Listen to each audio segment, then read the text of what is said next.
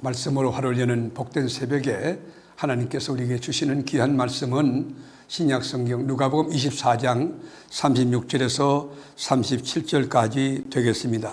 온라인으로 동참하는 여러분도 다 함께 성경을 펴주시고 같이 말씀 속으로 들어가 보실까요?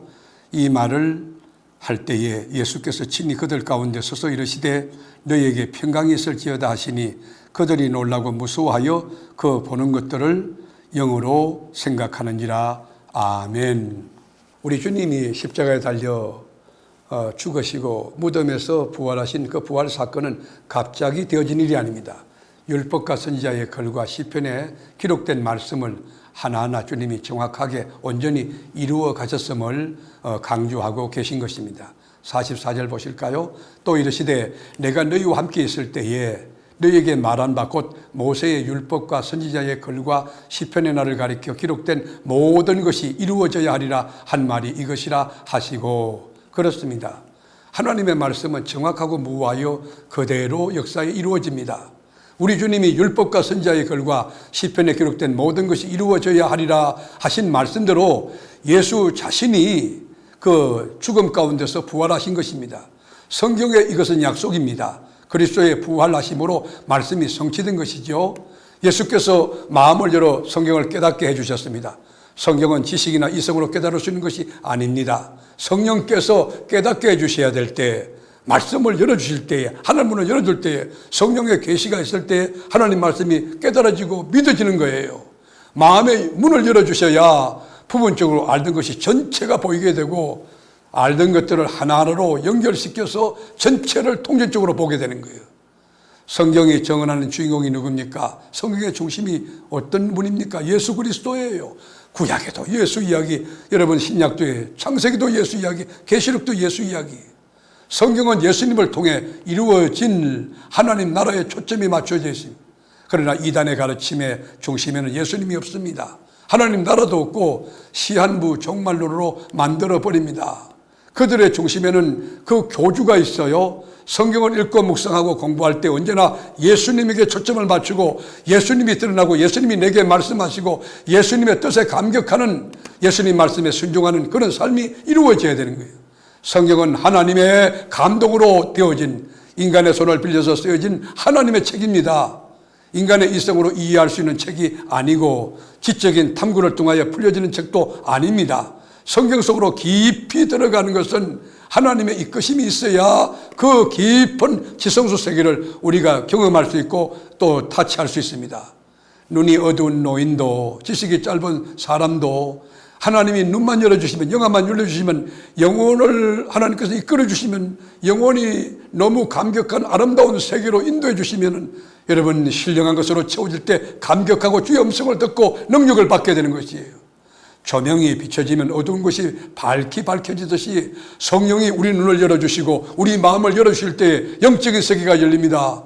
예수 그리스도의 이름을 믿는 자는 제3의 구원의 은총을 입습니다. 40절에 볼까요?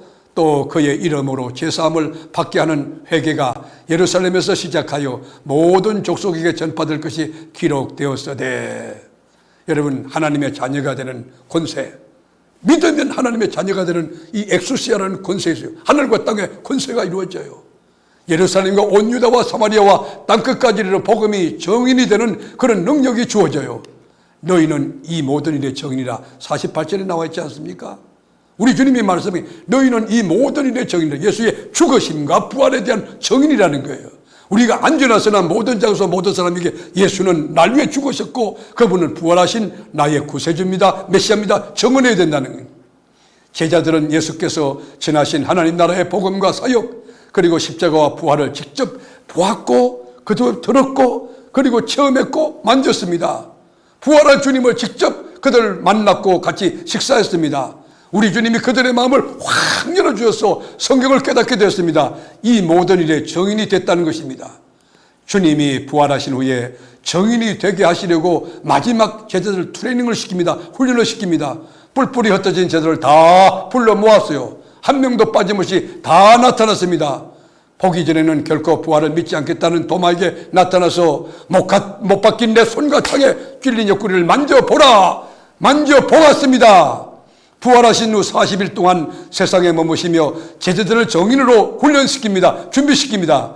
예수님의 성전을 목격한 사람들은 주님을 경배하고 다시 오실 것을 약속을 믿고 들으며 큰 기쁨으로 예루살렘으로 돌아왔습니다. 여러분, 부활한 예수님을 만나셨습니까? 부활한 예수님을 만나십시오. 부활한 예수의 말씀을 믿으십시오. 그 약속의 말씀을 듣고 기쁨으로 예루살렘으로 돌아오는, 영적인 예루살렘으로, 믿음의 예루살렘으로, 감사의 예루살렘으로 돌아오는 이 시간이 될 수 있기를 주의 이름으로 축원합니다.